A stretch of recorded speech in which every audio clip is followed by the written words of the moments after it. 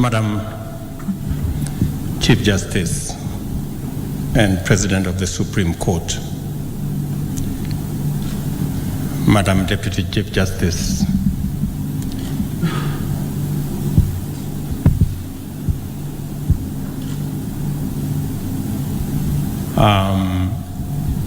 the Attorney General, my good friend Justin Muturi,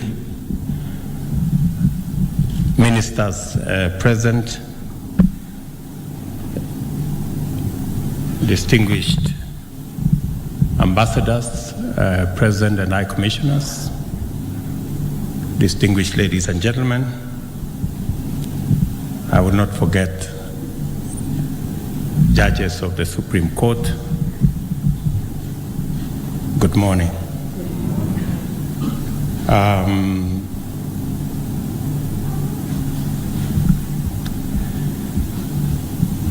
I am truly happy to be part of this first ever launch of a report of NCAJ. I am told that this is the inaugural report, even though NCAJ has been here for 10 years. I don't know whether it's by coincidence that I am present here today, or it was somehow waiting for me. And as I walked in here, I was looking for the maze, because normally when I come to where the judiciary is, I normally see a maze. So I don't know whether it was forgotten today, or it was not supposed to be here. Oh, this is not the judiciary function, it is NCAJ. I was doing that because some of the members of the NCAJ have been complaining that the judiciary is bullying them. But with the absence of the maze, I think that allegation is not true.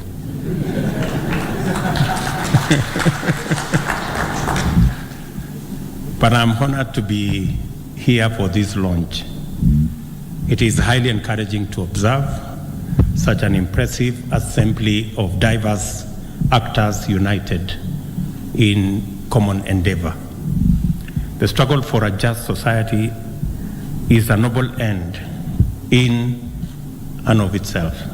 At the same time, it cannot be denied that progress in this quest directly leads to significant improvement in the lives of all people.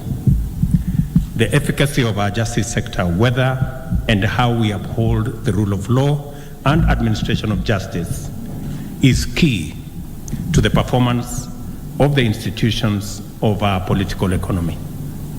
Our most salient aspiration from the Kenya Vision 2030 to the government's plan for the bottom-up economic transformation agenda rely on the strength and credibility of the justice system. Since the establishment of the National Council on Administration of Justice more than 11 years ago, it has been gratifying to witness its steady growth and maturation of constituent organizations. As a result, public confidence has risen steadily, with more and more Kenyans seeking to access justice and majority expressing satisfaction in the services provided. The impressive transformation of the sector is by no means inadvertent. Rather, it is the outcome of effective coordination of relevant actors on a consistent basis. This successful model holds important lessons for other sectors in effective approaches to coordinating diverse actors to achieve far-reaching sectoral reforms. And on this account, I want to say well done to NCAJ.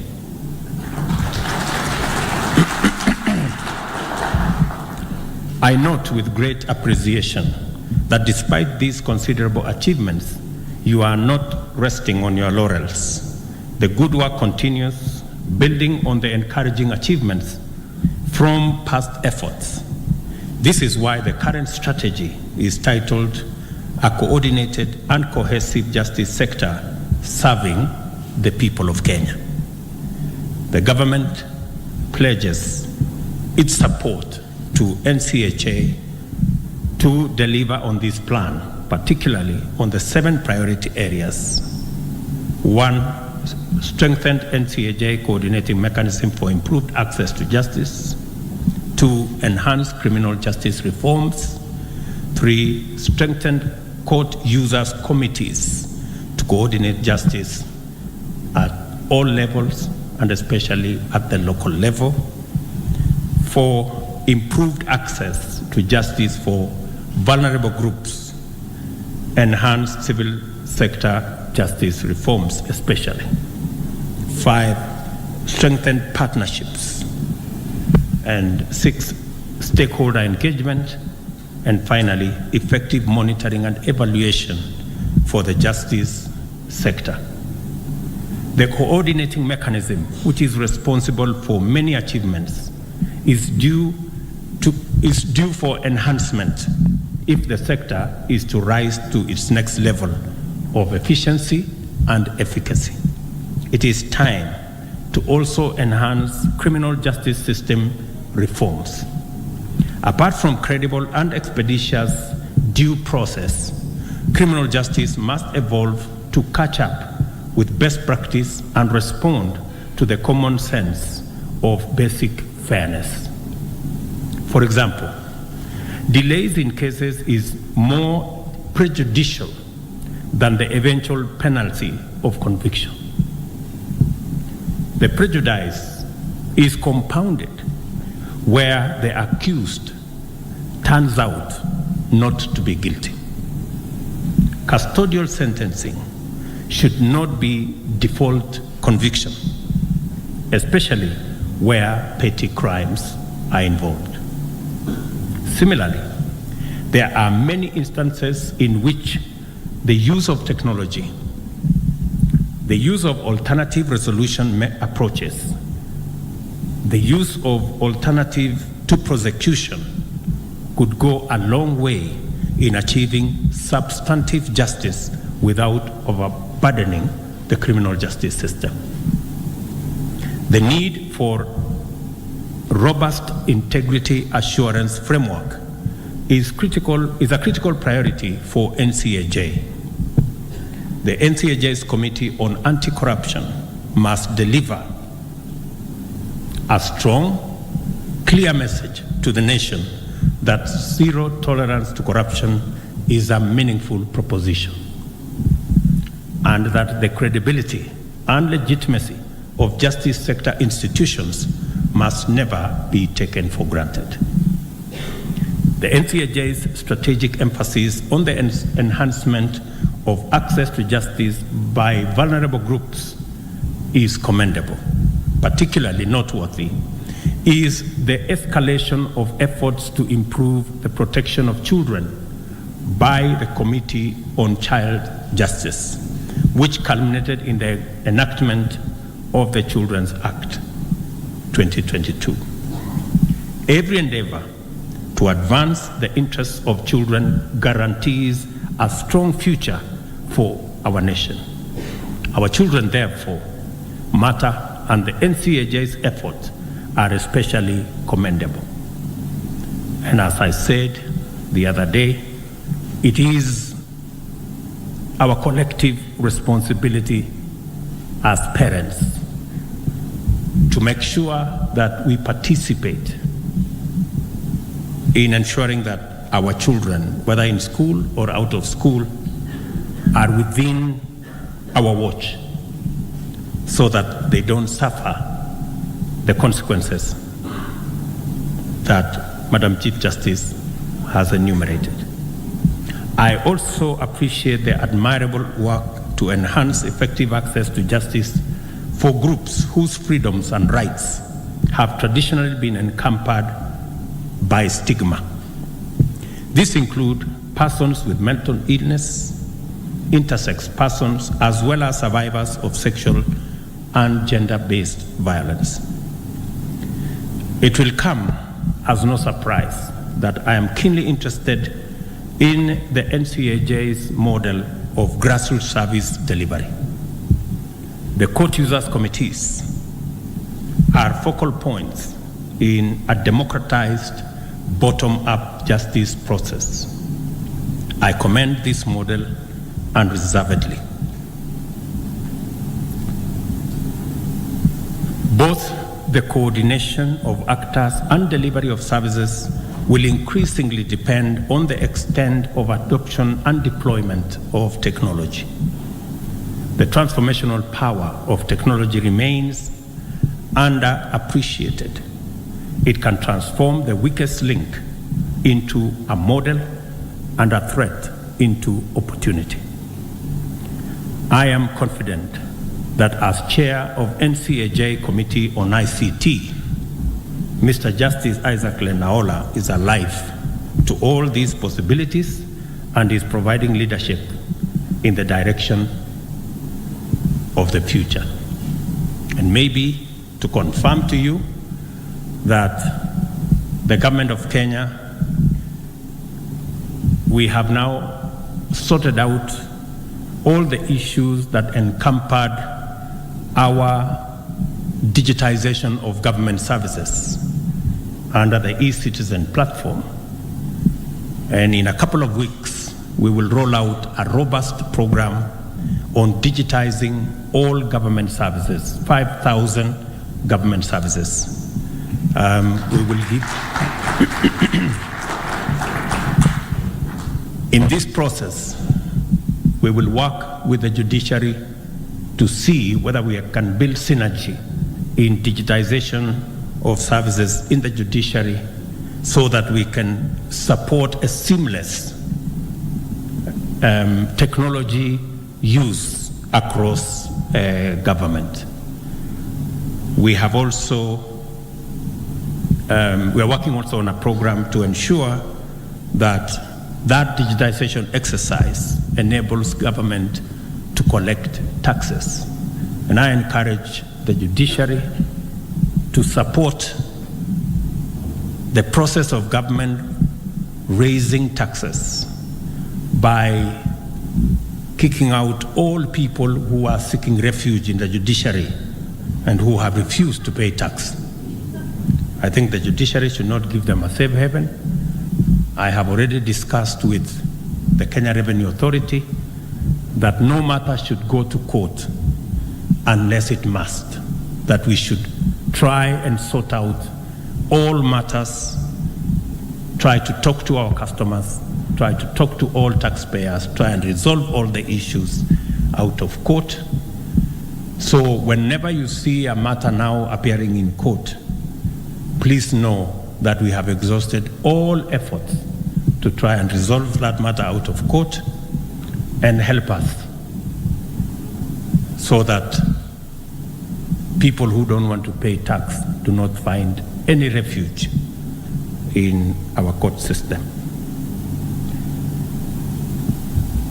And this is why I have asked the Cabinet Secretary for ICT to be available to give the ministry's full support to the NCAJ Working Committee whenever called upon to do anything for ensuring that you achieve your target of using technology to enhance the efficiency of delivery of our justice and the entire justice system.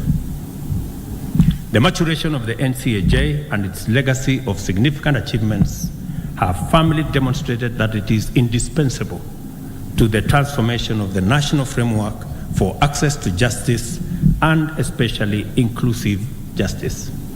I therefore agree that the establishment of NCAJ as an autonomous agency is an idea whose time has come. The government will support the legislative process to achieve this objective, and I have told the Chief Justice and President of the Supreme Court that we are all ready, and the Attorney General will present to Cabinet and eventually to Parliament the law that will assist in ensuring that NCAJ is firmly rooted on legal foundation.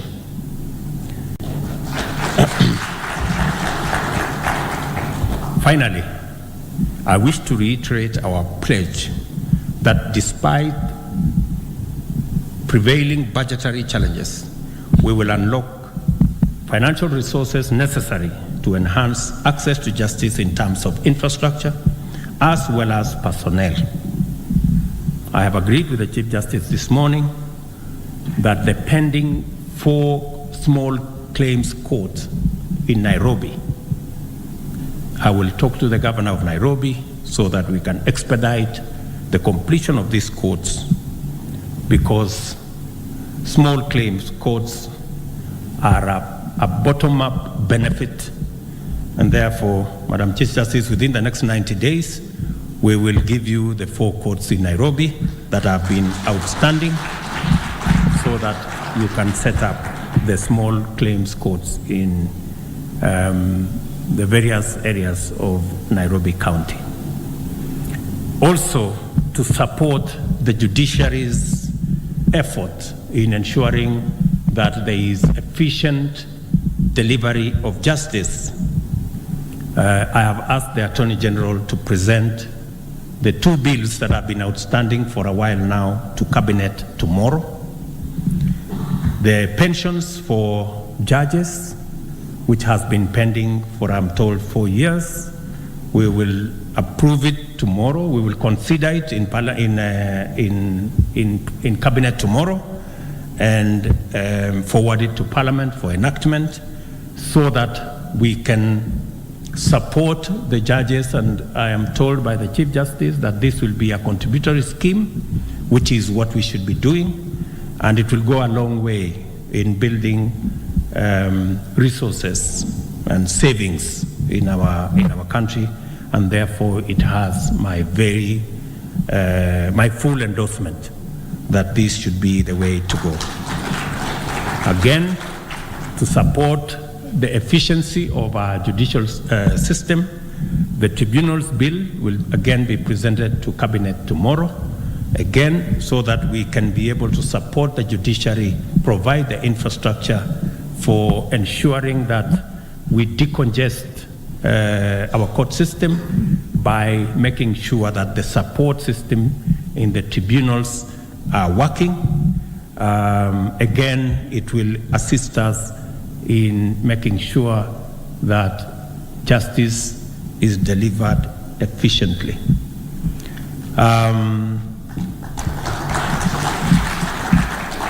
Let me also agree with Madam Chief Justice that FGM should not be a conversation we are having in Kenya in the 21st century. We must go out of our way, and I want to assure you of my administration's support in ensuring that we eliminate female genital mutilation in our country, because it is not only retrogressive, but it is a danger to the health of all our girls. So that we will work together. And we will ensure that we maintain. I know there is maybe a discussion as to why I am appearing in too many of the functions of the judiciary. I think they can confirm to you that I have never put a telephone call to anybody to ask them to do nothing. My support for the judiciary is so that they can effectively deliver justice to the people of Kenya, period. And I want to congratulate all the actors. I am particularly pleased to see my friend Eric Theuri here, who took me to court the other day when I made some appointments. And I appreciate that it's the wheels of justice. And I'm very happy that he is not threatening to organize any demonstrations, because he did not he did not win the case. So I think we are all in this space because we have to act in the manner, and everybody is entitled to do what they must do. And it's okay to take government to court. It's okay to take me to court. I have no problem. If you have a matter, and if I lose, I have no problem. You know, I move on to the next. It means I was wrong, because nobody is an angel. Everybody, all of us can be wrong or right, but we leave it to the judiciary to decide whether one is guilty or one is innocent.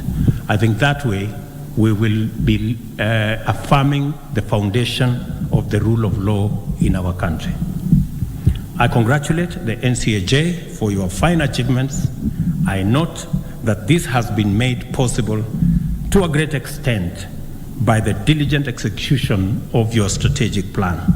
I therefore commend you for formulating the new strategic plan and wish you great success as you implement it.